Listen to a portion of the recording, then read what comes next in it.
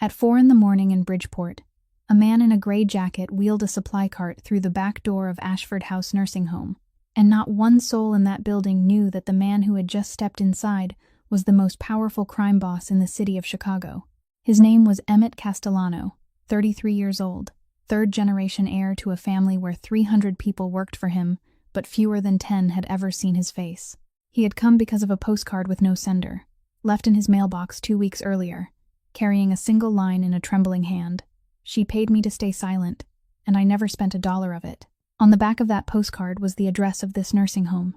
She was his mother, Rosalind Castellano, who had died 4 years before, and who in her final hours had managed to write him only a scrap of paper with one water-stained line. "I owe her my whole life." Emmett did not know who she was. He took off his suit, put on a delivery jacket, and walked in here intending to stay exactly 3 weeks. On the second day, an old man sitting in the hallway looked at him for a long time, then said something that left him frozen in the middle of the corridor. "You look exactly like Rosalind Castellano." On the third day, he met a 27-year-old night shift nurse, a woman working 2 jobs at once, a woman with cracked hands and a smile that never went out, a woman whose mother carried a name he would wish he had never heard. Emmett walked into Ashford House to find a debt.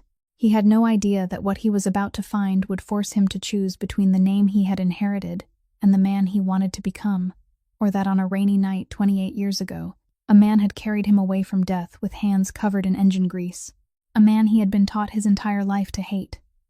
If this story touched you, leave a like so we know you are listening. Share it with someone you believe needs to hear this today. And do subscribe to the channel, because every week we bring you another true story about the human heart. The room was in the basement of an old printing shop on Halsted Street, windowless, with only a single bulb hanging from the center of the ceiling, and 8 chairs arranged around a wooden table worn smooth along its corners. And for 3 generations of the Castellano family, every important decision had been made in this very room.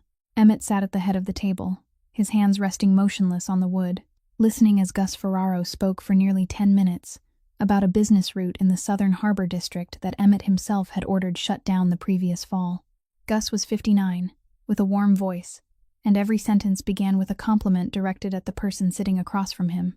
He talked about lost revenue, about 27 families waiting for work, about how people were beginning to whisper that the Castellano family had gone soft. When he finished, the whole table fell silent and waited. Emmett said only one sentence, that the route was closed and wouldn't be reopened. No explanation. He didn't look at anyone. Gus didn't argue. He leaned back in his chair, lightly slapped both hands against the table, then smiled and said, "All right, boy, your call." Those words fell onto the tabletop like a pebble thrown into still water.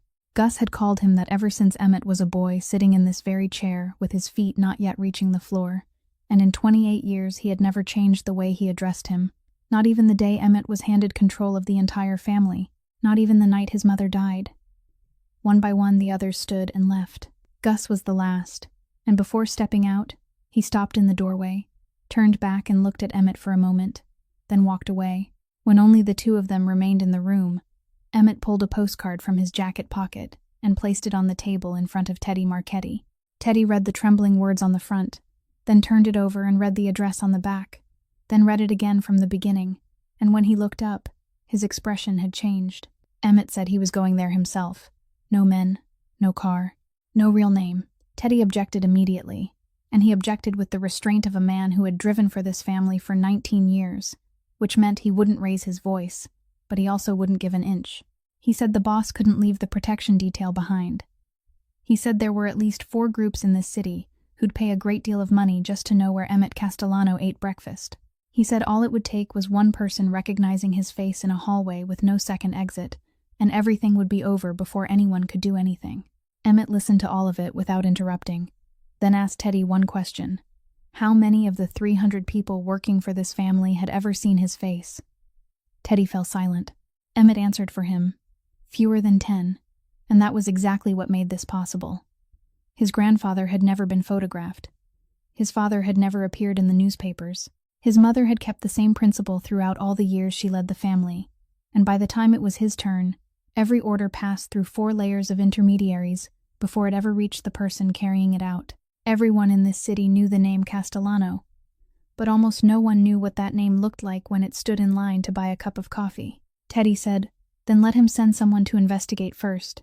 3 days, and they'd have everything there was to know about that nursing home, who worked there, who lived there, who'd ever set foot inside it in the last 10 years.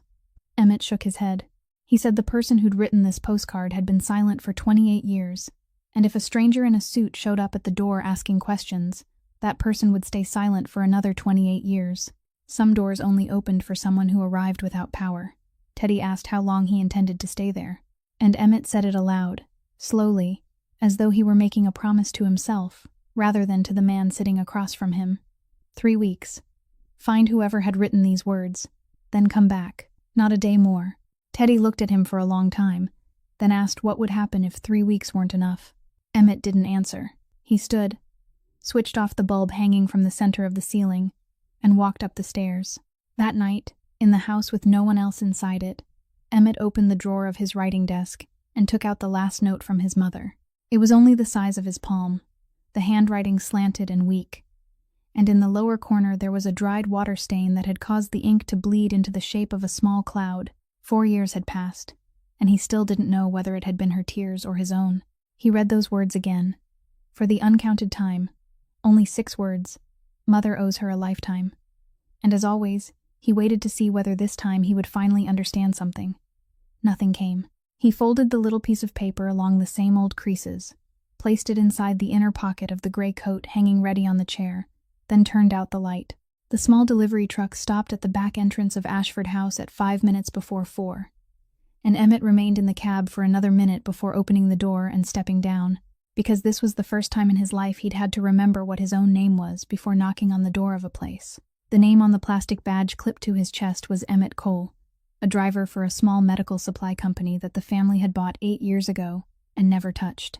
The night guard only glanced at the delivery slip, then jerked his head toward the hallway without asking another question, and Emmett understood within the first 3 seconds that no one here cared who he was, they only cared whether the boxes had the right numbers. The trouble came at the second turn. The cart was heavier than he'd expected. The front wheel was crooked, and when he tried to hold it steady, the entire stack of boxes tipped. The top box popped open, and several hundred packets of sterile gauze spilled across the hallway floor, sliding everywhere like a sudden snowfall. The noise echoed throughout the floor. Emmett stood frozen in the middle of the wreckage, and for one very brief moment, the man the entire city of Chicago feared had no idea what he was supposed to do next. Then he heard footsteps from the far end of the hallway. A young woman came toward him, wearing a pale blue blouse that was wrinkled after 12 hours. Her brown hair pulled neatly back at the nape of her neck, and she didn't say a word. She simply crouched beside him and started picking everything up. She didn't ask whether he was all right. Didn't ask how he'd managed to be so clumsy. Didn't sigh. The two of them gathered the gauze in silence for about a minute, and then she spoke, her voice rough from lack of sleep, asking whether he was new. He said yes. She told him that cart tipped over the first time anyone pushed it, that the front wheel had been broken since last winter, and no one would replace it. He asked why no one had reported it. She said they had, 3 times already, and told him to keep pressure on the left when he pushed it, and the thing would behave. He laughed, a short, dry sound that felt strange even to him. Once the box of gauze was full again, she stood, brushed her hands against the hem of her blouse, and he saw those hands, the cracked fingertips, the old scratches, the skin so dry that it had reddened around the knuckles. She told him to set aside the packets that had touched the floor because they couldn't be used anymore, but not to say anything about them, just record the full quantity shown on the slip, because if he reported fewer, the warehouse would cut next month's allocation. He asked her name. She said Josie. He said Emmett. She gave a single nod and kept walking, without asking his last name, without asking which company he worked for, and he realized that for the first time in years, someone had heard his name without anything changing in her face. He pushed the cart after her for a little while, slowing because of the crooked wheel, and because of that, he saw what happened next. At the end of the hallway, Josie stopped, opened the door a crack, stepped into the darkness, and he heard an old radio click on, the volume so low that someone had to stand close to tell it was a human voice speaking rather than the sound of wind. She stayed inside for about half a minute, then stepped back out and closed the door very gently with both hands, the kind of closing motion made by someone afraid of the latch clicking. A nurse walked past, and Emmett heard the two women exchange a few words. Something about old Mr. Braddock being awake again since 2, and Josie saying that he could only sleep when he heard someone talking, asking her to leave the radio on until 6 and turn it off for her. Emmett stopped the cart in the middle of the hallway. He'd sat in rooms where the fate of an entire neighborhood was decided with nothing more than a single nod, and he'd never seen anyone spend the last half-minute of a 12-hour night shift, making sure an old man he'd never known could sleep. The director appeared at the far end of the hallway, her short silver hair neatly cut, a folder in her hands, and called Josie's name in the voice of someone who'd said this many times before. She told her that she'd been off the clock for 40 minutes already, Josie, and that she should go home. Josie was bent down, tying her shoelace, looked up, and answered with a very soft, very matter-of-fact sentence, as though it were the most obvious thing in the world, saying that kindness doesn't have a clocking-out time, Miss Loretta. Then she picked up her bag and walked out through the back door, and Emmett heard her footsteps growing fainter across the yard, followed by the sound of an old car, starting after 3 attempts. He delivered the last 2 boxes, signed the slip with a name that wasn't his, and went back to the truck. Sitting behind the wheel, he pulled the notebook from the pocket of his gray jacket, along with the pouch holding his mother's note, and wrote a single short line beneath the overhead light, saying that no one here matched the person who had written the postcard. He closed the notebook, put the key into the ignition, and it took him a moment to get it into the slot. He didn't notice that his hand was trembling. The next morning, Emmett arrived 15 minutes early, and this time he kept the cart pressed to the left exactly as the young woman had told him. And it really did behave. He finished the first delivery, signed the slip, then deliberately took the eastern hallway, instead of going straight out the back door. Because of the 3 weeks he'd given himself, 2 days had already passed, and he still didn't know where to begin. The eastern hallway had a row of chairs pushed against the wall beneath the windows, the place where the morning light arrived first, and on the second chair from the end sat an old man. He was wearing a gray sweater, his hands resting on his knees, reading nothing, listening to nothing, simply sitting there. Emmett walked past, and he felt that gaze following him.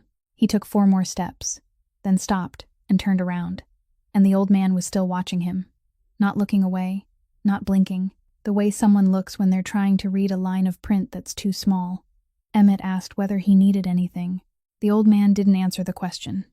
He called Emmett closer, and when Emmett bent down, the man said, very slowly, 1 word at a time, that he looked exactly like Rosalind Castellano. There was the sound of a cart coming from the room nearby, the sound of running water in a sink, the sound of someone opening a window, and Emmett heard none of it. He stood frozen in the middle of the passage, his hand still resting on the bar of the delivery cart, and inside his head there was only one question pounding over and over. How could an old man in a nursing home in Bridgeport know the name that no one in the entire city of Chicago was ever allowed to say aloud? He asked the old man what he'd just said. The man kept looking at him. Emmett asked again, his voice already changed, asking how he knew that name. And then he saw something strange. The old man's eyes went out, not closed, not turned away, but went out, exactly the way a light goes dark when someone pulls the plug in another room. The old man blinked twice, his face relaxed, and when he opened his mouth, his voice had become the voice of someone else, thinner, shakier, more distant. He said he'd made a mistake. He apologized to Emmett and said that he'd been confusing people a lot lately. Then he turned toward the window and said nothing more, and even when Emmett stood there for another half-minute, calling him sir twice, the old man didn't move at all, as though no one had ever been standing beside him in that hallway. Emmett found the director in her office at the end of the first floor. He asked in the most ordinary voice he could manage who the old man sitting in the chairs in the eastern hallway was. Loretta Pierce looked up from the file in front of her, and she answered like someone who'd been asked the same question many times by many different people. She said his name was Walter Price, and he'd been there for nearly 20 years, longer than she had. She said he had no family, no visitors, no one who called, and his admission paperwork had been arranged by a charitable foundation. Emmett asked whether he was mentally clear. Loretta paused for a moment, then said his memory was very unreliable, that some days he could tell a story from 10 years earlier, with every detail perfectly intact, while on other days he would ask what day it was 3 times in the course of one morning. She said he often mistook people for others, called out the names of people who had been dead for years, and told new employees not to pay much attention, just agree with him, let him be happy, and move on. Emmett thanked her. And before he could turn away, she added one more thing, saying that he was new, so she wanted to warn him in advance. Don't ask the old man too many questions. It wears him out. That afternoon, Emmett came back, using the excuse of delivering 2 replacement boxes of gloves that had been missing from the morning slip. Walter was still sitting in the second chair from the end. Emmett walked over, sat in the chair beside him, and asked whether he remembered him. The old man looked at him, smiled politely as though he were looking at a complete stranger, and asked whether he was the new employee and how long he'd been there. Emmett said he only delivered supplies. The old man nodded thoughtfully, said the place was very good, that people took proper care of them there, then told a disjointed story about breakfast and oatmeal. There was nothing in it. Emmett sat for a few more minutes, then stood, and he was just about ready to believe that the old man really had been mistaken, that he'd latched onto the meaningless words of a failing memory, when Loretta happened to walk past the far end of the hallway with a file in her hands. Emmett was bending down to adjust the cartwheel, so he saw everything from a low angle, and he saw it very clearly. When Loretta's shadow appeared, something happened to the old man's face. It didn't fade. It sharpened. The distracted look vanished from his eyes in less than a second, replaced by a cold, guarded alertness, the kind Emmett had seen too many times in windowless rooms to mistake it for anything else. The old man didn't turn his head. He only followed the woman's figure with his eyes, tracking every step she took until she disappeared around the corner. Then that look went dark again, and the old man continued telling the rest of the story about breakfast and oatmeal. On Wednesday morning, he finished the delivery just before 7, and on his way out to the parking lot, he saw Josie's old car still parked in the corner of the yard, the kind of car that had to be started 3 times before it would catch, the same car he'd heard on his first day. He sat in the cab and waited, not entirely sure what he was waiting for, and 20 minutes later she came out, not heading home but turning left at the intersection, driving about a mile before stopping in front of a laundromat on 35th Street, the kind with a neon sign missing 2 letters and windows that were always fogged with steam. Emmett parked some distance away and watched her unlock the rolling door, turn on the lights, tie her hair back, then start pulling large bags of laundry from the storage room. At exactly 8, the laundromat opened. He sat there for nearly 40 minutes, and in those 40 minutes he counted. She never sat down even once. The next afternoon, he went inside with the excuse that he'd come to return the claim ticket clip she'd left behind at the service desk, an excuse so thin that even he felt embarrassed by it. She was folding towels, looked up, genuinely surprised, then smiled and told him that he really was new, because no one would have missed that little clip if she'd thrown it away. He asked what time she started working there. She said 8. He asked what time the night shift ended. She said 6, and she said it so calmly that it took him a beat to realize that the woman standing in front of him had been awake for 12 hours straight and then gone directly to another job without ever going home. He asked why. Josie folded the last towel into the stack, smoothed one corner, then said there were some bills that didn't know how to wait. He waited for the next sentence. But there wasn't one. She turned toward the dryer, opened the door, and began pulling out the next load. And for the next 2 minutes she talked about the weather, about how machine number 3 always jammed, about how regular customers kept leaving things in their pockets, about everything except the question he'd just asked. It was the first time she hadn't answered one of his questions.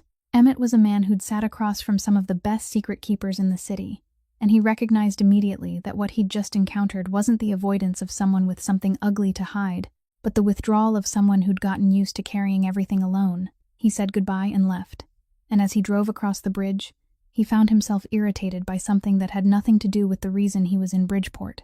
That afternoon he returned to the family office on Halsted Street to sign some transportation papers Teddy had gathered over the past 3 days. He opened the office door, turned on the light, and stopped in the doorway. Centered perfectly on the wooden desk was a photograph. It had been taken from a distance, the quality poor, probably from inside a car parked across the street. In the photograph was a man wearing a gray jacket, pushing a delivery cart through the back entrance of a building. The man's face wasn't clear, but his posture was clear, and the plastic name badge on his chest was clear, and the small sign beside the door bearing the 3 words Ashford House was clear as well. There was no envelope, no note, not a single word written on the back. Teddy came in behind him, looked down at the desk, and Emmett Height's breathing changed rhythm. Teddy said immediately that the room was locked, that only 3 people had keys, and that he'd question every one of them before the night was over. Emmett told him to ask, but not to expect anyone to confess. Teddy stood there, his face gone pale, and said the one thing a 19-year security man had to say, that this was where the whole thing ended. Right now, with no more discussion. Emmett didn't lose color. He picked up the photograph, held it beneath the light, tilted it one way and then the other, studying the angle and the height of the lens. Then he set it down and said, in the same calm voice someone might use to talk about the weather, that if someone wanted to use this photograph against them, it wouldn't be sitting on his desk. It would have been somewhere else, in someone else's hands, and he'd learn about it in a much more unpleasant way. He said the fact that the photograph was here meant the man wanted him to know that he knew. Teddy asked what he intended to do. Emmett looked down at the photograph for another moment, and he thought about the cracked hands folding towels in a laundromat on 35th Street, thought about the eyes of an old man in the eastern hallway going dark, and then sharpening with sudden alertness, thought about the 6 water-blurred words inside the pocket of the gray jacket hanging behind him. He said to cancel everything on tomorrow's schedule. Teddy exhaled and nodded, thinking that was where it would end. Then Emmett continued, cancel everything except the 4 o'clock in the morning delivery. That Friday, the medical supply company had a small delivery to the pediatric ward at Mercy Hospital on the southwest side, and Emmett took the run because it was on his schedule, and for no other reason. At least that's what he told himself when he picked up the delivery slip. He finished the delivery on the 3rd floor, went downstairs, and on his way out, past the outpatient waiting area, where a little boy was sitting alone in the row of chairs beside the window, his legs swinging above the floor, a worn blue knit cap pulled low over his head, and a notebook open on his lap. The boy looked up, saw him, and his eyes lit up in the way only a child's eyes can. He called out loudly, "Delivery man," and Emmett stopped because no one in the world had ever called him those 3 words before. The boy told him he'd seen him at his sister's place, that he'd dropped an entire box of something white, and that his sister had told him about it. Emmett asked who his sister was. The boy said Josie, then patted the chair beside him, inviting Emmett to sit as naturally as though he were welcoming an old friend. Emmett sat down. The boy said his name was Ollie, that he was 9 years old, and that today he was only there for a routine checkup, 15 minutes and it would be over. His sister was getting the appointment papers. Then he turned the notebook toward Emmett and said, "Look at this." The first page showed a cargo ship, long hull, 3 holds, even the stacked shipping containers, each one carefully colored in with colored pencils. The next page showed a small tugboat with a rounded bow and a rope drawn with such careful detail that it extended beyond the edge of the paper. The page after that showed a 3-deck passenger ship with rows of perfectly even round windows, and on the top deck, the boy had drawn a tiny man standing behind the wheel. Ollie pointed to the man and said that was the captain, and that someday he'd do that for a living. Emmett asked why ships instead of airplanes or trains. The boy said ships moved slowly, so you got to look for a long time, and when you were on a ship you could look at the water all day, and Lake Michigan was really big. Mister, he'd seen it on television. Then he lowered his voice, pretending it was a secret, and said he was counting down. Emmett asked what he was counting down to. Ollie said he was counting down to the day he could ride on a real ship, and the doctor had said he only needed to get a little stronger, just a little stronger, and then he'd be able to go. The boy held up 2 fingers and showed a tiny space between them in the air to illustrate what he meant by a little, and smiled. Emmett asked who taught him to draw. The boy said Josie, then glanced around to make sure no one was listening, leaned closer, and whispered that his sister was really bad at drawing, mister, that she drew ships, and they always looked like shoeboxes. But she never admitted it, so Emmett wasn't supposed to tell her he'd said that. And Emmett laughed. He really laughed, the sound escaping before he could stop it, a sound that took even him a second to recognize as his own. Because in the 4 years since his mother died, no one in that windowless room on Halstead Street had ever made him laugh. He asked to borrow the notebook. Ollie handed it over with both hands, solemnly, as though he were giving Emmett a map.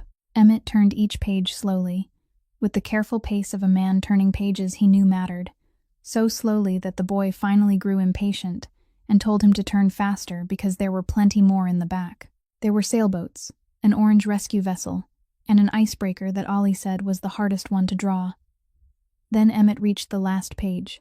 There was only half a ship on it.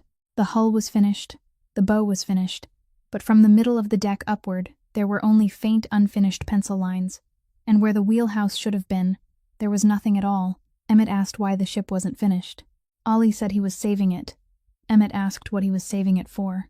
The boy said he would finish it on the day he got to go on a real ship, because then he'd be able to see it with his own eyes and draw it correctly, and drawing it from imagination wouldn't count. Emmett sat silently, looking at that half-finished ship longer than he needed to. He'd spent his entire life in a world where people took everything they could get before someone else took it first, where no one saved anything for a day that might never come, and now there was a 9-year-old boy sitting beside him, leaving a blank space on a page the way someone might leave room for a promise. He closed the notebook, returned it to the waiting hands, and told him he drew much better than his sister. Ollie burst out laughing. At that exact moment, footsteps stopped at the end of the row of chairs. Josie was standing there, the appointment paper in her hand, looking at the two of them sitting together by the window, and she froze for just one beat. On Saturday night, Emmett returned to Ashford House just before 11, with no delivery slip, no boxes, only the gray jacket and the plastic name badge still clipped to his chest. The night guard nodded him through because he was by then a familiar face, and at that hour the entire floor had been reduced to a line of hallway lights, glowing at intervals. He headed east. The old man was still there, not in the row of chairs this time, but beside the small table pushed against the window in his private room, the door left slightly open, the desk lamp on, and nothing at all in front of him. Emmett knocked twice on the doorframe. Walter didn't turn around. He said, "Come in, and close the door for me." Just hearing those 4 words told Emmett that tonight was different, because the voice that had just spoken wasn't the thin, trembling voice of the man who talked about oatmeal, but a slow, clear voice that placed each word down carefully, like setting coins on a tabletop. He closed the door and sat in the chair across from him. Walter looked at him for a moment, then said his name wasn't Cole. Emmett didn't answer. Walter said he knew his father. He knew his grandfather. He'd known his mother before she even carried the Castellano name, and he'd been waiting for Emmett for exactly 17 days since the day he'd mailed the postcard. Then he began giving him numbers. He recited the account number of an account opened at a bank on LaSalle Street, all 9 digits, without stumbling. He recited the date of a money transfer made in the summer of 1999. He recited the names of 4 men who'd sat in the windowless room on Halsted Street in 1998, 2 of whom were dead, and 1 who was still sitting there every month. He recited an address across the river that Emmett had never heard before. He said all of it without looking anywhere, without stopping to catch his breath, without asking whether he might have gotten something wrong. Emmett sat motionless, and he felt the chill spreading slowly up his spine with every number.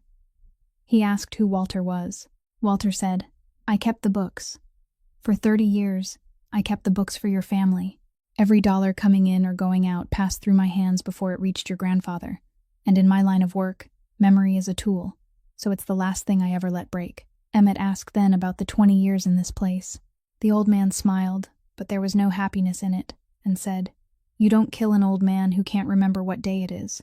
He said that for nearly 20 years in this home he'd played that part every day, in front of the staff, in front of the doctors, in front of the people sent there every few months to look him over, then go back and report that the old man was still the same, still confused, still harmless. He said the role had saved his life, but it had also taken everything else from him, because when you pretend to forget for long enough, eventually, when you want to remember, there isn't anyone left who believes you.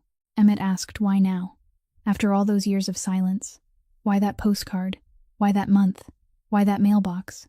Walter didn't answer right away. He pulled open the desk drawer, took out an old sheet of paper folded into quarters, opened it halfway, pushed it toward Emmett, and said, "I don't have enough time left to keep other people's secrets anymore." Emmett bent down and read it. It was the result of an examination at a clinic on Archer Street, dated the previous month, and he only had to reach the 3rd line to understand. He said nothing. Walter folded the paper again and put it back in the drawer with the calmness of a man who'd read it so many times that he no longer felt afraid of it. He said, "The day I carried this paper out of the clinic, I sat at the bus stop for a very long time, and I thought, if I take what I know down with me, there'll be 3 people who live out the rest of their lives inside a lie, and one of those 3 people is you." Then he reached into the pocket of his sweater, took out a small photograph yellowed at the corners, and placed it on the table between them. In the photograph were 2 young women standing outside the door of a bakery, their arms linked, both smiling into the camera with the kind of smile belonging to people who don't yet know what is about to happen to them. Emmett recognized the woman on the left immediately. even though she was younger than in any photograph he'd ever seen, even though her hair hadn't yet been cut short, even though her eyes still didn't carry the weary look he'd known throughout his childhood. It was his mother. The woman on the right was someone he'd never seen in his life. He turned the photograph over. On the back, written in blue ink in the rounded, slanted handwriting of a young woman, there was only one short line, dated 1998, and it said, "M and R, we promise to keep each other." Emmett read it 3 times. Then he looked up and asked, "Who is M?" Walter looked at him for a long time, so long that Emmett thought the old man's eyes were about to go dark again, just as they had that morning in the hallway. But they didn't. Walter said, "That's the question that'll change your entire life, and I strongly advise you to ask it only when you're ready to hear the answer." The next morning, he finished the delivery early and didn't go home right away.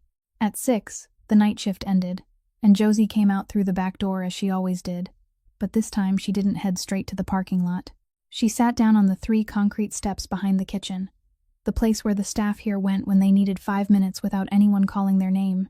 Emmett bought 2 cups of coffee from the machine in the lobby, the kind of coffee that was weak and far too hot, then went outside and handed one to her. She accepted it, looked at the cup, then said the machine made terrible coffee, but strangely enough, you got used to drinking it. He sat down on the step below her.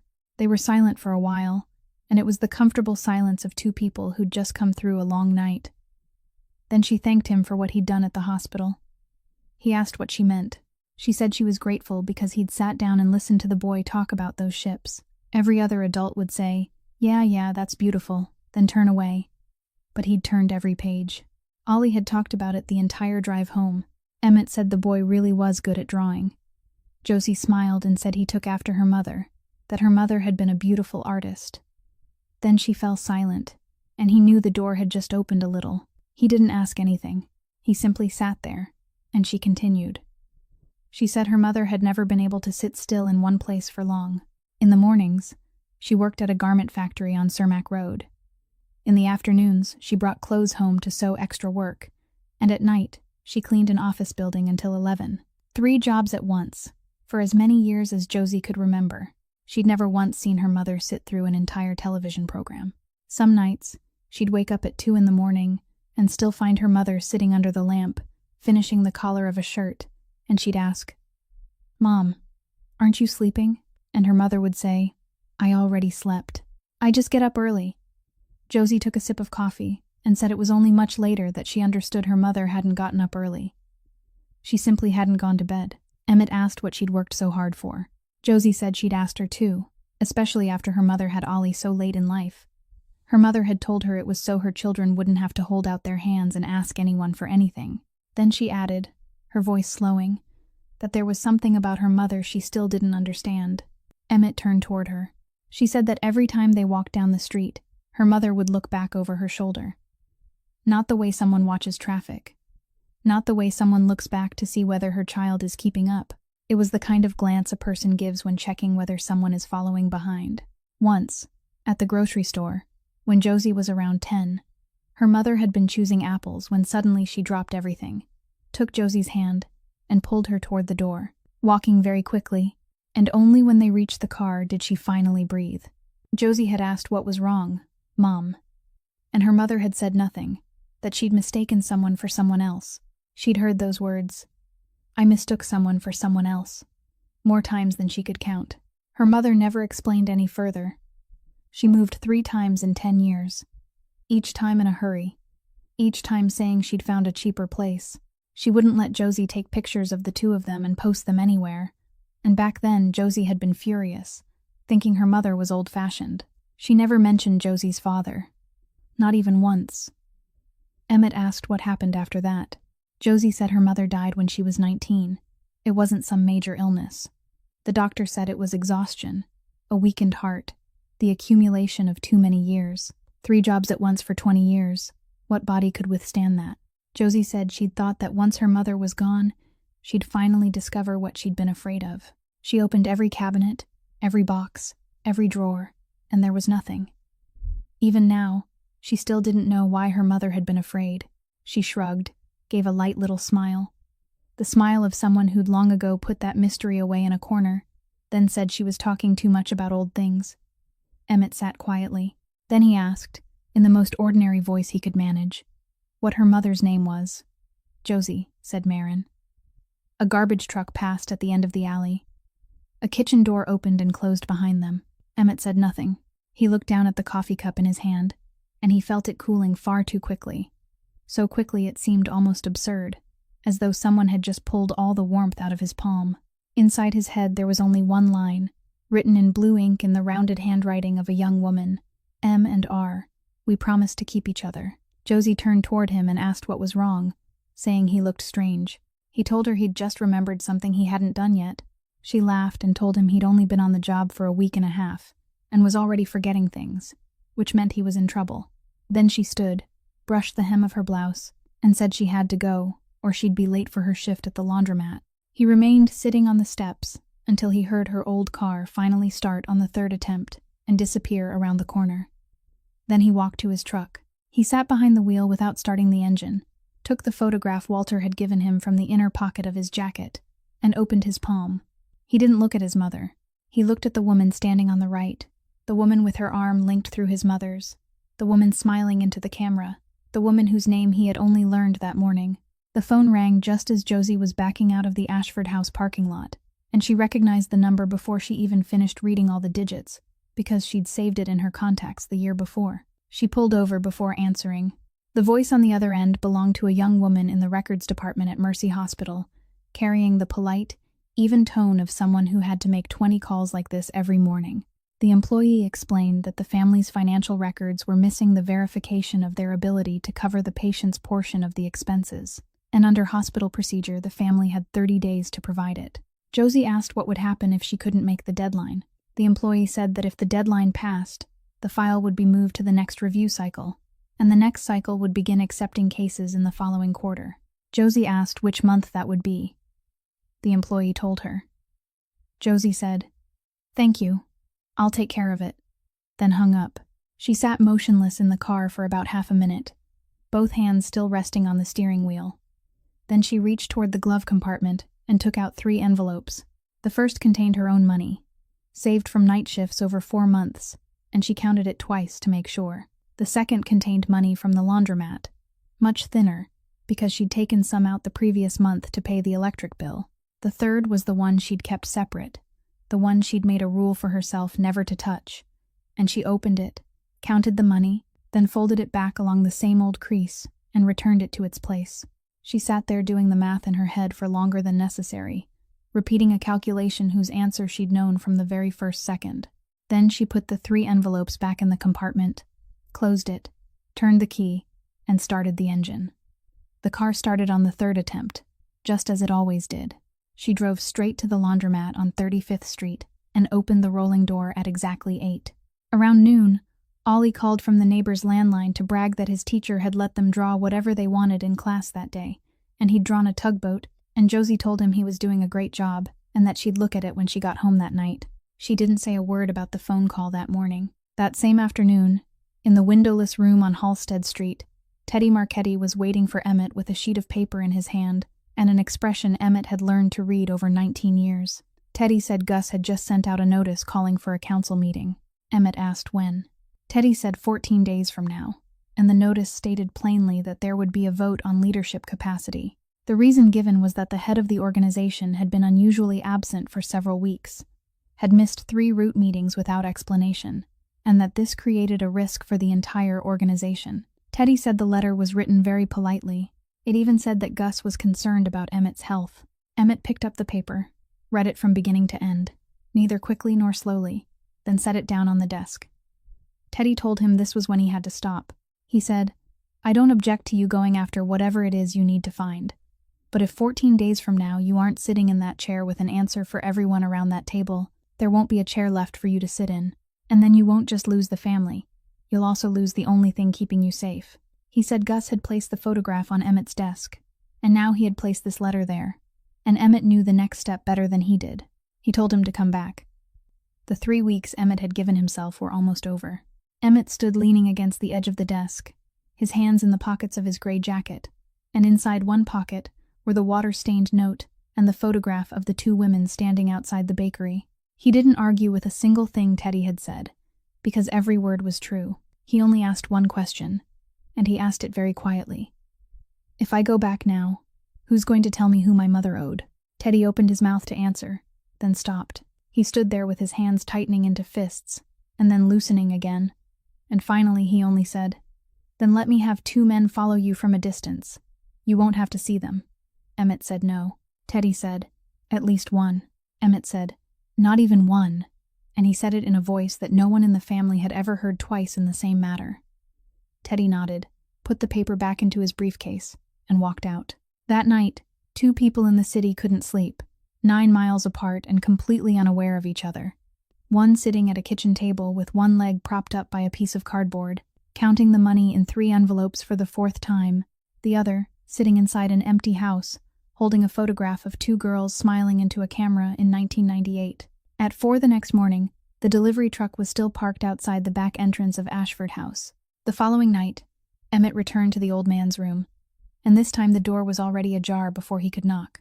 Walter was sitting on the edge of the bed, one hand resting on the mattress, and he told him to close the door for him, then help lift the mattress, because his hands weren't strong anymore. Emmett lifted the edge of the mattress. Beneath it, lying along the wooden bed frame, exactly where a man who had slept in the same bed for 20 years would press against it every night, was a leather-bound notebook worn so thin that the fabric underneath was showing through. Walter picked it up with both hands, brushed it once even though there wasn't any dust on it, then handed it to Emmett. He said that thing had been beneath his back longer than Emmett had been alive. Emmett opened it. Inside was handwriting in blue-black ink, columns drawn with a ruler, dates along the left margin, amounts along the right, and between those 2 columns was the description of each payment. He turned the pages slowly. Some entries he understood, others he didn't.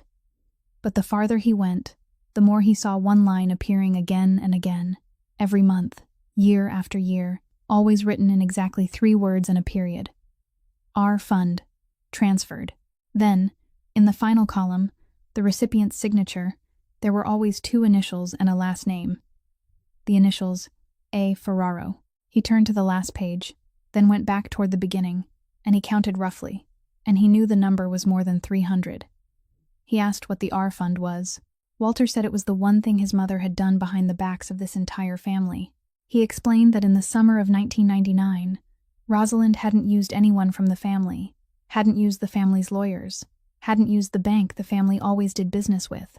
She'd gone to a small law office on Wabash Street, an office that had never worked for anyone with the Castellano name, and there she'd established a long-term trust, paid the management fees for years in advance, listed the beneficiary, specified that a payment be transferred every month, and specified the address where the statements were to be mailed. She'd done all of it over 3 afternoons, and hadn't told anyone a single word, not even him. Emmett asked how he knew. Walter said that by the 3rd year, someone else knew, and that person came to him. He explained that Gus Ferraro had an acquaintance working in the bank's payment department, and a regular monthly transfer was bound to catch someone's attention sooner or later. Emmett asked whether Gus had blocked the fund. Walter shook his head, and he shook it like a man who was about to tell him something worse. He said no, he hadn't blocked it. If he had, Emmett's mother would have known within a month, and she would have found out who had blocked it. Instead, he did something that took Walter years to fully understand the coldness of. He let the fund continue exactly as it was. The money still went into the account every month, the records stayed clean, and Emmett's mother continued to believe that the promise she'd made was being carried out. He changed only one thing. He changed the trust's mailing address to a post office box on Ashland Street that he controlled. Emmett looked up. Walter said he understood now. The annual statements, the trust documents, the balance notifications, the notices requiring signatures. Everything was sent out in full, legally, on time, year after year for over 2 decades. And every single piece of it ended up in a metal box in a row of mailboxes on Ashland Street. The beneficiary never received a single letter. The beneficiary never knew the trust existed. Emmett lowered the notebook onto his lap and sat in silence for a while. Then he asked the question he'd been intending to ask since the night before. He asked why Walter was still alive. He said Walter had kept that notebook for nearly 30 years, knew every number, knew exactly where Gus's signature appeared, And Gus had more than enough ways to make an old man with no family in a nursing home disappear in a way that would look perfectly natural. So why? Walter smiled, and this time, there was something almost like pride in that smile. He said the notebook was insurance. He said he'd made sure Gus knew it existed.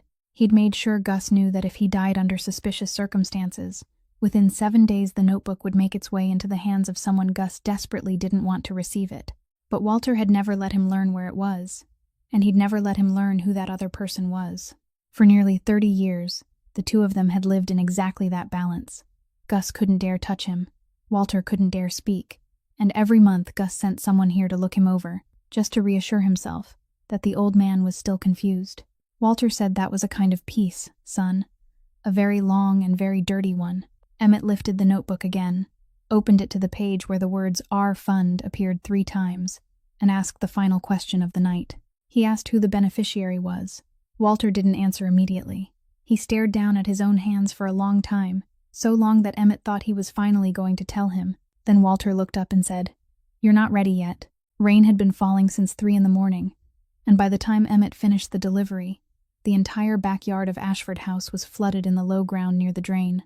Josie came out through the kitchen door at 6, pulling a cart loaded with dirty linens toward the storage building in the back, and the cart got stuck right in the middle of the yard when one of the rear wheels caught in a crack in the concrete. She braced both hands against it and pushed, but it wouldn't move. Emmett set the delivery slip down on the driver's seat and walked over, saying, "Let me." The two of them pushed from opposite sides, 3 times, and on the 3rd push the wheel broke free from the crack. The cart lurched forward, and Emmett had to reach out and grab the crossbar to hold it back. That was when his sleeve slid up to the middle of his forearm. He didn't notice. Josie did. She saw the ring on the ring finger of his right hand, a dull gray piece of metal without any shine, thick and heavy, with something engraved into its surface, though she couldn't make out the symbol in the rain and the yard lights. She didn't know what the mark was. She didn't know what it meant.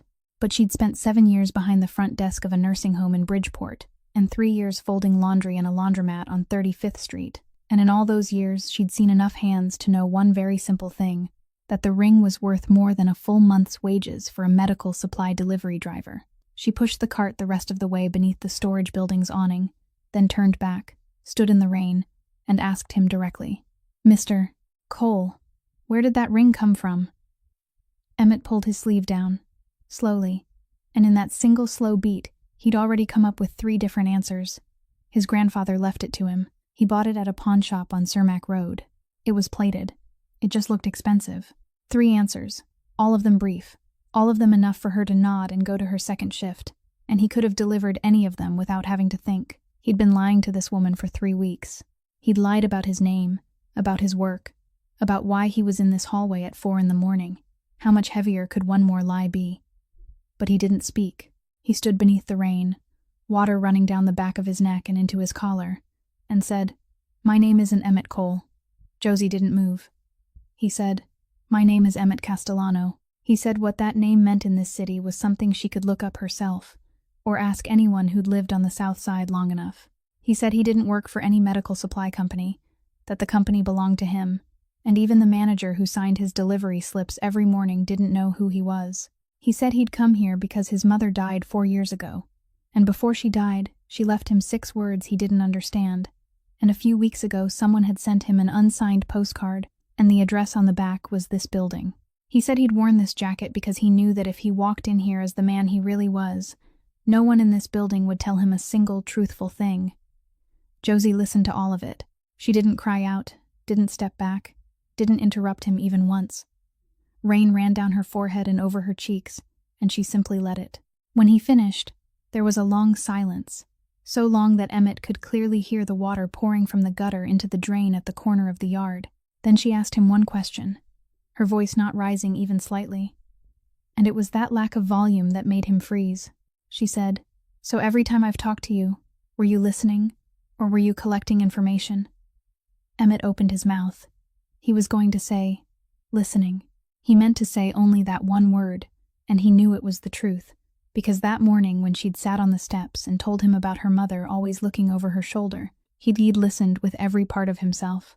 But in the instant before those 2 syllables came out, His mind showed him the way he'd sat in the truck waiting for her in the parking lot, the way he'd followed her to the laundromat, the way he'd invented the story about the forgotten clip just to have a reason to walk inside, the way he'd asked her mother's name in the most ordinary voice he could manufacture. He hesitated, only for a moment, but it lasted long enough for Josie to see it. She gave a very slight nod, the nod of someone who'd already received her answer.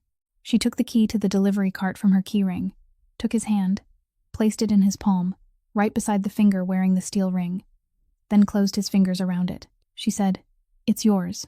I'm giving it back." Then she added one more sentence, and she said it very quietly, with almost no resentment in her voice, and that was precisely why it cut deeper than any accusation could have. She said, "I told you about my mother." Then she turned away, crossed the yard, and walked out into the rain toward her old car. Emmett remained exactly where he was. He heard the engine fail to start the first time, fail again the second time, then catch on the third. He could have run after her. He didn't. That morning, Emmett didn't go home. He called Teddy from the truck, still soaked from the rain, and read him the address of the small law office on Wabash Street that Walter had mentioned. He said, "I don't need to know the balance. I don't need to know who moved the money. I only need one name." Teddy asked which name. Emmett said, "The beneficiary." Teddy took a day and a half. A trust could conceal its name, conceal the mailing address, conceal the person who established it. But the beneficiary's record couldn't be hidden, because the law required the person's full legal birth name and full date of birth to be recorded, so that years later no one else could step in and claim it. The next afternoon, Teddy placed a photocopied sheet on the desk, and at first he said nothing. He simply pushed it across. On the line for the name of the trust, there was a single word: Rourke. Emmett read the word and sat very still. Rourke was a name he'd known before he knew how to read. Rourke was the name no one in his house was allowed to speak after 7 in the evening.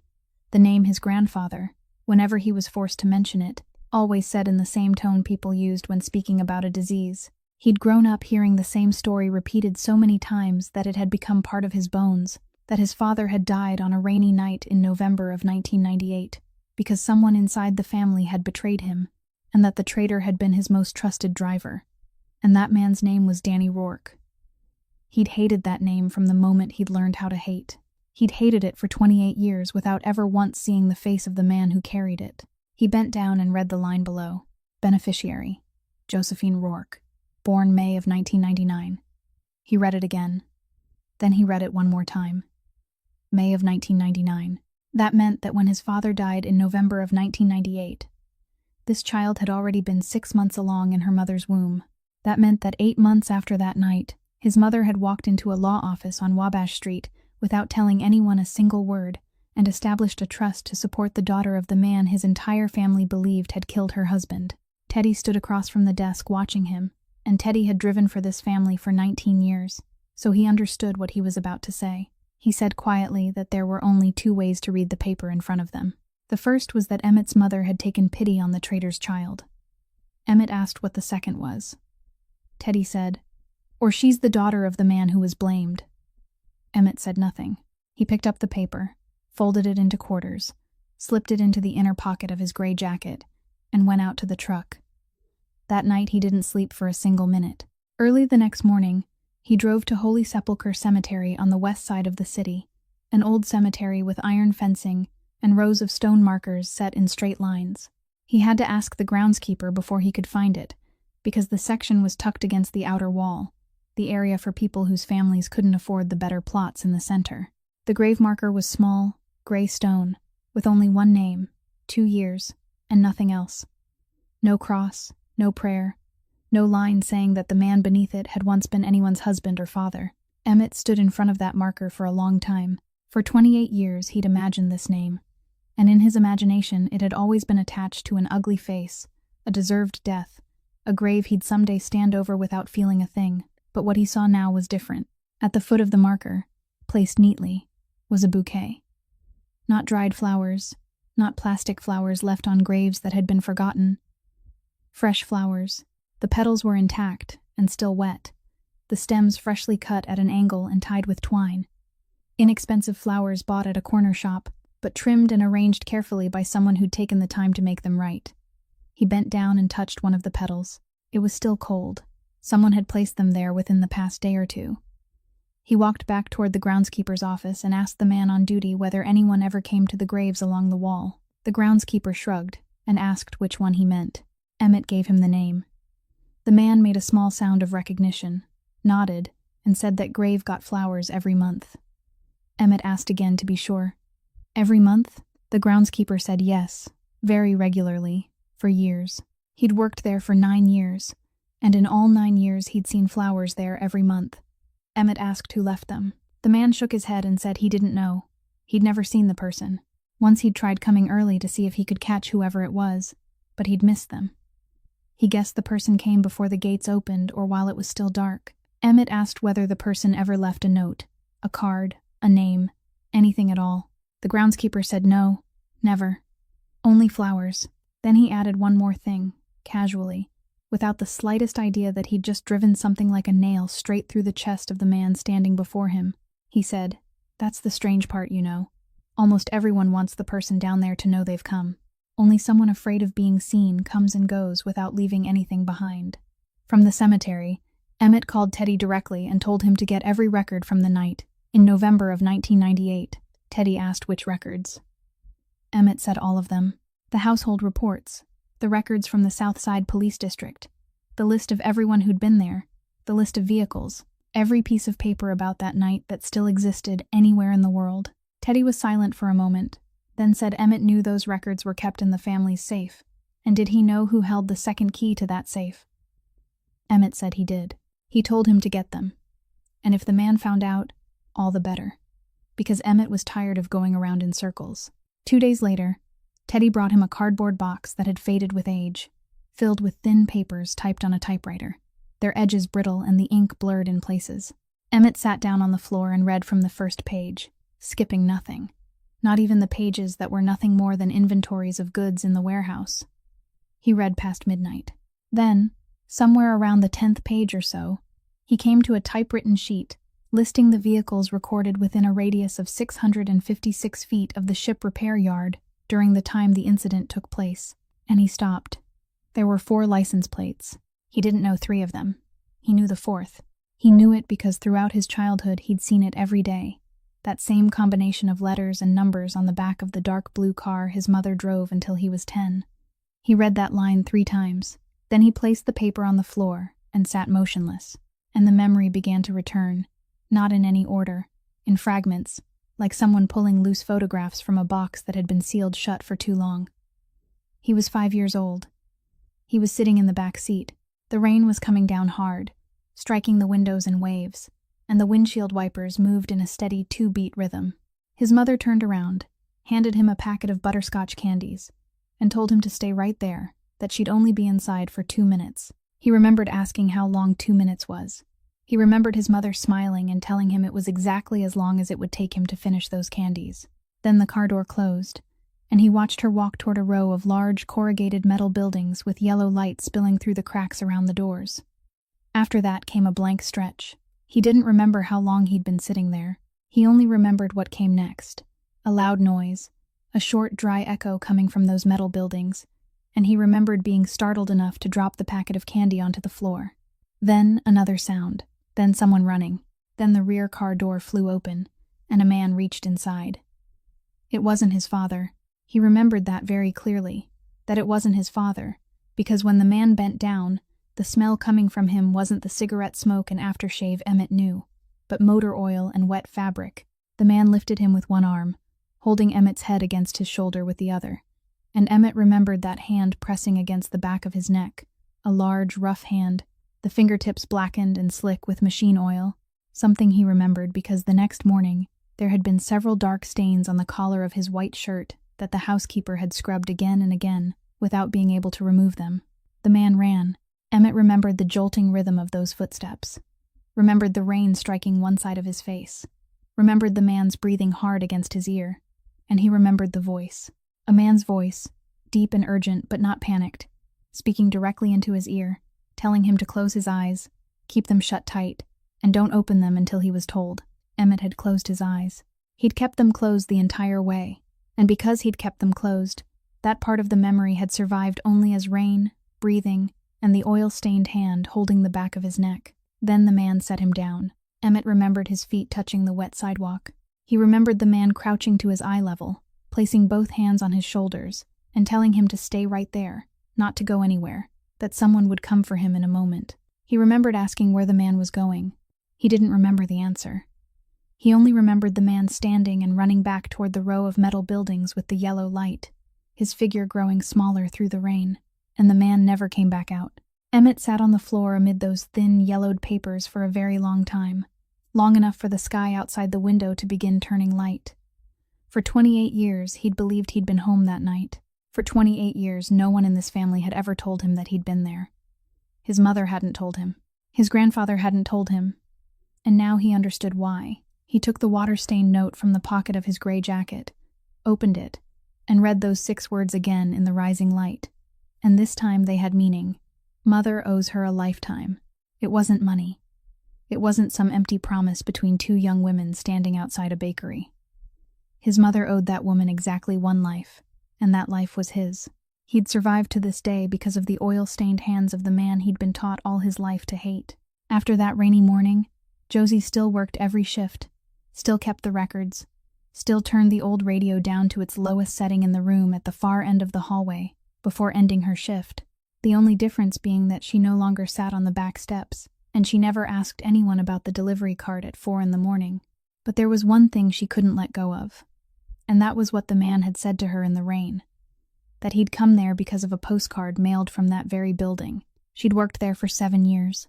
She knew who came and went, knew which residents received letters from their children and grandchildren, knew which ones never had anyone send them anything. And she knew that in the entire building, there was exactly 1 person, with no relatives, no one who called, no one who signed papers for him, and yet management always told her privately not to pay too much attention to him. Just agree with him, let him be happy, and move on. On Wednesday afternoon, she went up to the office intending to ask Loretta about Price's admission records. She hadn't even knocked yet when Loretta told her to come in and close the door. Loretta was sitting behind the desk, her hand resting on an envelope, and there was a small key lying on top of it. She pushed it toward Josie before Josie could even speak. She said it was for the basement archive room, the 3rd cabinet from the inside, the box marked donations. Josie asked what she wanted her to look for. Loretta said that if she wanted to know, she should go see for herself, because Loretta didn't have the courage to say it aloud. Josie took the key down to the basement. The archive room was cold and smelled of old paper, and one of the fluorescent lights had gone out. She opened the 3rd cabinet, pulled out the box marked donations, and began going through it. Inside were files stapled together by year, arranged from newest to oldest, and they were all so similar that after reading 2 of them, she already knew what the 3rd would say. The same fixed donation every year, the same signature every year, the same organization name every year, a charitable foundation registered in Illinois that specialized in funding elder care facilities on the south side of Chicago.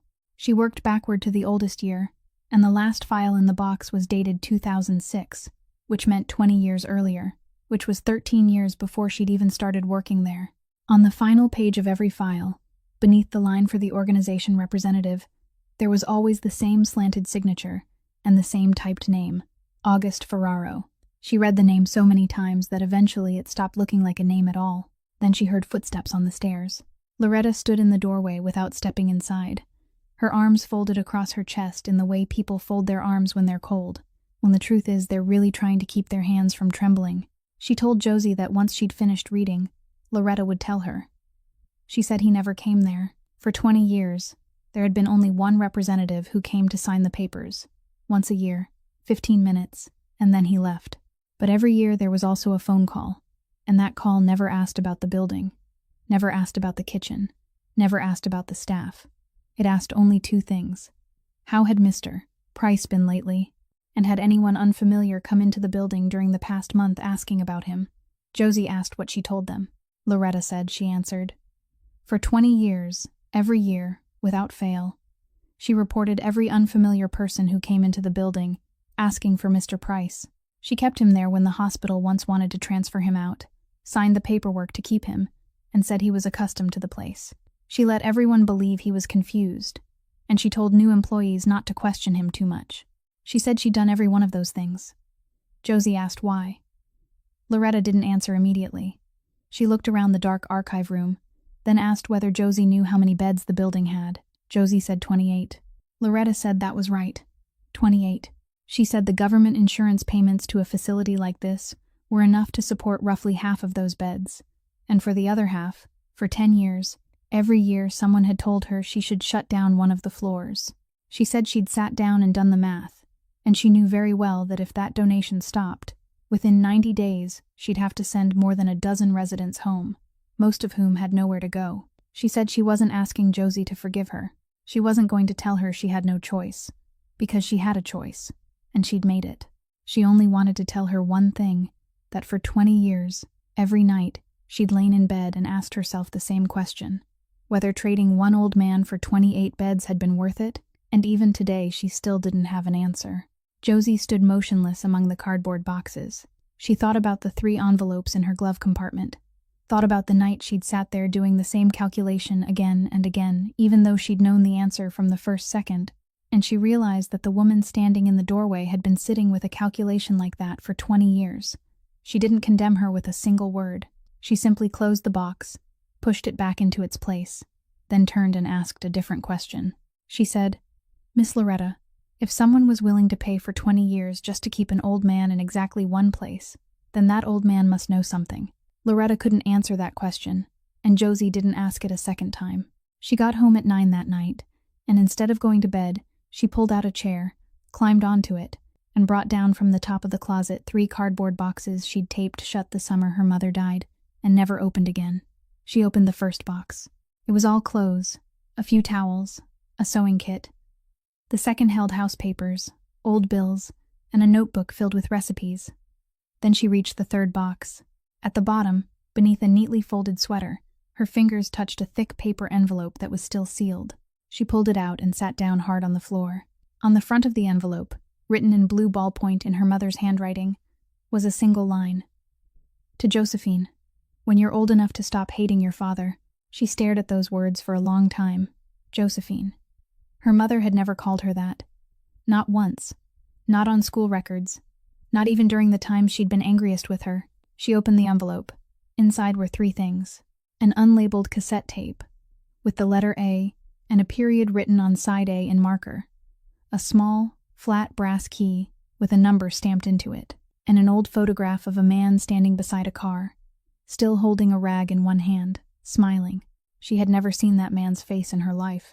She turned the photograph over, and on the back, beneath a single line with a date, there was a small embossed mark in the corner, the kind of mark a photograph shop might stamp into its prints. She held it close to the light. It was the shape of a bird with its wings spread. Its head turned to the side, 3 short lines marking the tail. Josie sat completely still on the floor, because she'd seen that exact symbol once before, 2 weeks earlier, in the rain, on a steel ring worn by the hand gripping the crossbar of the delivery cart. There was no cassette player in her apartment. At 3 the next morning she went in for her shift, and at 4, when the hallway had grown quiet and the only sound was the heating system, she went to the staff room and took the old cassette player, the nursing home still used for playing music for the residents in the afternoons. She closed the door. She placed the tape inside, pressed play, and sat down with her thumb resting over the stop button. At first there was only a low hum. Then came the sound of a chair scraping across a wooden floor. Then a man's voice spoke, warm, slow, polite, the kind of politeness belonging to someone who knows he's in control, and therefore has no need to raise his voice. The man said, "It's been 3 days. You should eat something." Then he said he was very sorry about Danny. Then he said he hadn't come to frighten her. He'd come to help her understand the situation.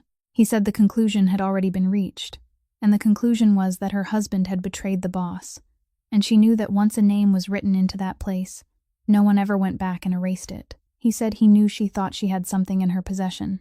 He said he knew her husband had called home that night. He said that if she took it anywhere, gave it to anyone, told anyone about it, he couldn't guarantee what would happen, and she understood what he meant. Then his voice dropped lower, and he said the sentence Josie had to hear 3 times before she could believe she'd heard it correctly. He asked whether she was about to have the baby. 6 months, wasn't it? He said then it was simple. She stayed silent, left the city, changed the child's last name, and the baby would grow up peacefully like every other child. He said he promised her that. She only had to choose. After that came a long silence. Josie sat in the staff room, her thumb still resting on the stop button, and she didn't press it. Then a woman's voice came through the tape. It was her mother's voice, 20 years younger than the one Josie remembered, but so calm that it was frightening. She said exactly one sentence. She said, "I choose my child, Mr. Ferraro." Then came the scrape of a chair, footsteps, a door closing. But the tape didn't stop there. It continued for a little longer, and during that stretch, there was only breathing, the sound of someone sitting down, and finally her mother's voice, very soft, as though she were speaking only to herself or to the machine that was still running. She said he didn't know she'd turned the recorder on before he walked in. The tape finished side A and automatically ejected. Josie sat motionless in the staff room after 4 a.m, her hand still resting over the stop button without pressing it, and inside her head, 27 years suddenly rearranged themselves from the beginning. The mother who worked 3 jobs at once, the 3 hurried moves, the habit of looking over her shoulder while walking down the street, the words, "I mistook someone for someone else," the fact that she never allowed photographs, never spoke her father's name, not once, and the last name Whitaker that Josie had carried all her life, without ever asking where it had come from. All her life she'd believed her father had left. He hadn't left. Someone had taken his name away, then taken the truth with it, and her mother had traded 27 years of silence for the right to watch her daughter grow up. At 7 a.m, when the day shift came in for handoff, the nurse in charge of the East Wing went to distribute medications and came back telling Josie that Mr. Price's room was empty. Josie went down immediately. The door was left slightly open. The light was off. Nothing had been overturned. No drawers had been pulled open, and there were no wet footprints on the floor, even though there had been a light rain overnight. The wardrobe still held all 3 sets of clothes. The cup on the table was still turned upside down on the paper towel. The bed had been made with the sheet pulled perfectly flat, exactly the way someone makes a bed when they know they won't be lying in it again. And right in the center of the sheet, placed neatly at a right angle to the edge of the bed, was a leather-bound notebook worn down enough that the fabric underneath was showing through. Josie picked it up. She opened it and saw handwritten columns in blue-black ink, dates along the left margin, amounts along the right, and she turned through a few pages before closing it again, because she immediately understood that this wasn't something she was meant to read first. She went to the security office and asked them to pull up the hallway cameras. The night guard hadn't left yet, and he awkwardly said he'd never stepped away from the desk all night, that he hadn't seen anyone come in and hadn't heard anything. They rewound from 6, then 5, then 4. There was nothing. No missing footage, no blacked-out interval. The timestamp in the corner of the screen moving steadily without a break. At 2:40, the door to the last room in the east hallway opened. The old man stepped out. He was wearing a coat and shoes, carrying nothing. No bag, no cane. He didn't look around. He wasn't sneaking. He walked straight ahead, slowly, evenly, with the gait of a man who already knew exactly where each step was going to land. When he reached the end of the hallway, just before the emergency exit, he stopped. He turned around. He lifted his head and looked directly into the camera. 3 seconds. No wave, no words, no signal, just a look. Then he turned away and pushed the door open and walked outside. The guard said something about the emergency exit not having an alarm connected to it since last year, but Josie wasn't listening anymore. She stood there watching those 3 seconds replay a second time, then a third, and she understood that the old man hadn't been looking at the camera. He'd been looking at the person who would be sitting there watching the footage the next morning.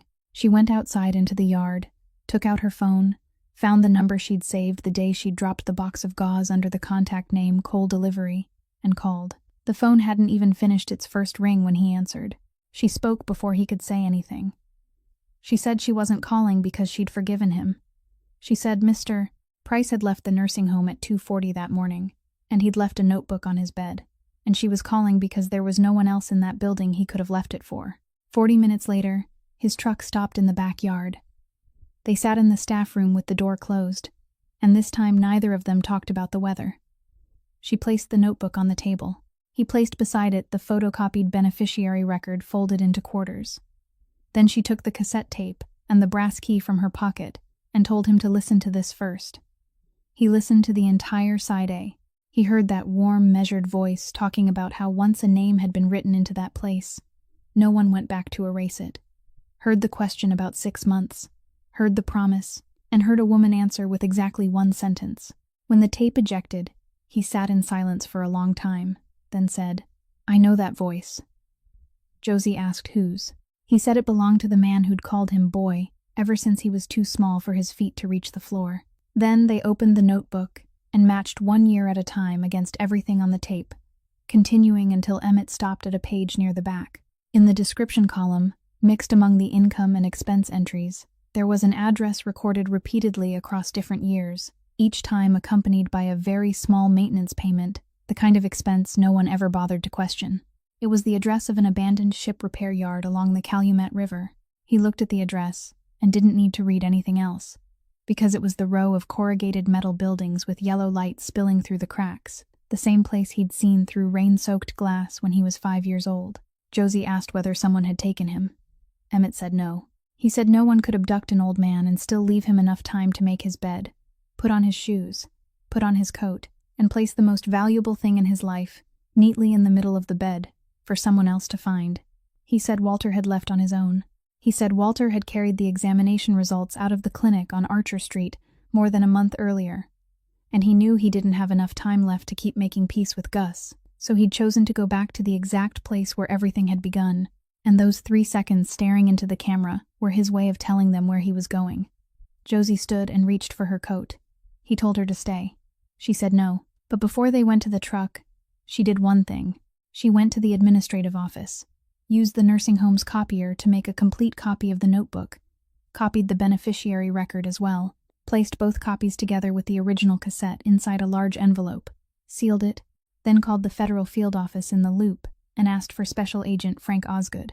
She gave her name, read out the address of the abandoned ship repair yard along the Calumet River, stated exactly what time the two of them would be there, and said, "If you can't reach me after that time, this envelope will tell the rest." The ship repair yard sat at the end of an unnamed road along the Calumet River, and when Emmett pushed open the corrugated metal door, the first thing he noticed wasn't the light or the sound, but the smell of machine oil mixed with river water, the same smell he'd carried inside himself for 28 years without knowing he was carrying it. Inside, in the open space where the lifting rigs had once stood, there were 2 wooden chairs facing each other beneath a single hanging bulb. Walter sat in the chair with his back to the door, his coat still buttoned, both hands resting on his thighs, his back straight. No one had tied him up. No one had touched him. He sat like a man who had come to a meeting he'd arranged long ago. Across from him sat Gus Ferraro, with 2 men standing several feet behind him. Gus turned, saw Emmett, and smiled with the same smile he always wore in the meeting room. He said, "The boy came after all." Then he looked at Josie and said, "And you brought her too." Teddy stepped in behind Emmett, and Gus's 2 men immediately moved forward. What happened next was very fast, and ended just as quickly, enough for 1 chair to topple and 1 man to crouch down against the corrugated wall. Then Teddy planted himself in the middle of the passage, and no one took another step. Gus waved the 2 men back. He said there was no need, that today was only about talking anyway. Emmett asked whether Walter was all right. The old man said, "I called him myself, son. I asked him to meet me here." Gus said that was right, and he said it with the expression of a man who had been waiting 30 years for a meeting like this. Emmett placed the leather-bound notebook on the steel crate beside him and said, "I've read all of it." Gus glanced at the notebook, nodded slowly, and didn't deny a single thing. He said yes. He had controlled the mail for the trust. Yes, he'd changed the mailing address. Yes, the signature in that column was his. He said those things smoothly, evenly, without stumbling or searching for words, like a man who'd been preparing this testimony in his head for 30 years and had refined it a little more every year. Emmett said, "And my father." Gus sat down in the chair opposite Walter, unhurried, and said that since Emmett had come all the way here, he'd tell him, but warned him that he wouldn't like the truth. He said Emmett's father had been planning to pull out. In the fall of 1998, Arturo Castellano had met privately with 3 men and said he would shut down all the dirty operations within 2 years, move everything into transportation and warehousing, and he meant it. He'd already started doing it. Gus said the driver working for Arturo supported him. Danny Rourke was the only one among the drivers who'd been allowed to remain in the room after everyone else had left. And that night, Danny had stood on Emmett's father's side. Emmett asked who had given the order. Gus looked up at him, and for the first time during the entire conversation, some of the confidence in his face weakened. He asked, "You're really asking?" Emmett said, "I'm really asking." Gus said, "Your grandfather." The entire yard went silent. Gus said Silvio Castellano had called him into the dining room of his house one afternoon in November, poured him a drink, then told him that his son was about to throw away 3 generations of what they'd built, and that there were some things a father couldn't do with his own hands. Gus said he'd questioned him once, only once, then he did it. He said that when 2 men died in one night, there had to be a story. Son, or the whole family would ask questions. The neighborhood would ask questions. The police would ask questions. The easiest story was that there had been a traitor, and the boss had died because he'd trusted the wrong man. So Danny Rourke became the traitor. Gus said it was clean, it made sense, and it had held for 28 years. Emmett stood there, thinking of the oil-stained hand pressed against the back of his neck in the rain, thinking of the man who had set him down on the wet sidewalk and then turned and run back inside. And he asked Gus whether he'd known Emmett had been in the car that night. Gus was silent for a beat, then said, "I knew." He said he knew because the next morning Emmett's mother came looking for him, and she didn't say a single word about her husband. She said only one thing, that if he touched her son, she'd burn everything down. Emmett didn't draw a gun. His hand remained in the pocket of his gray jacket, and inside that pocket was only a water-stained note folded into quarters. Gus looked at him and spoke his final words in a tone that was almost pitying. He said, "It's easier if you want me to be the monster, isn't it, boy?" He said, "But the monster is hanging in the picture frame in your room, and all your life you've called him grandfather."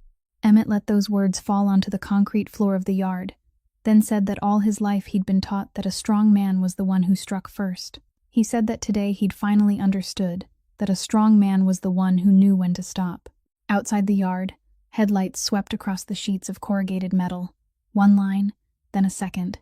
Then the entire space in front of the door lit up white, and the voice of someone calling Frank Osgood's name echoed in from the unnamed road beside the Calumet River. 3 days after the night at the shipyard, Josie took the flat brass key from her mother's envelope to a small bank on Wabash Street, and the elderly clerk at the safe deposit desk picked it up, examined the number stamped into the metal, then had to check his handwritten records twice before he found it, because the box had been opened in July of 1999, and no one had come for it once in all those years.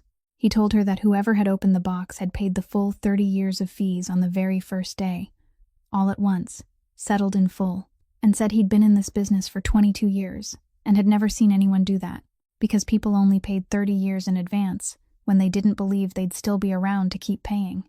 There were 2 things inside the box. The first was the complete original trust documentation, stamped by the law office, clearly naming the beneficiary as Josephine Rourke, born May of 1999.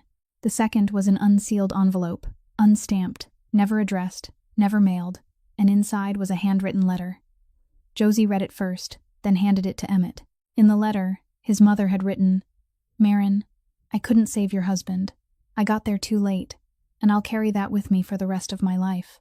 She wrote that she wouldn't let Marin's daughter grow up without enough, and that she'd already taken care of that Marin didn't have to do anything, she only had to live.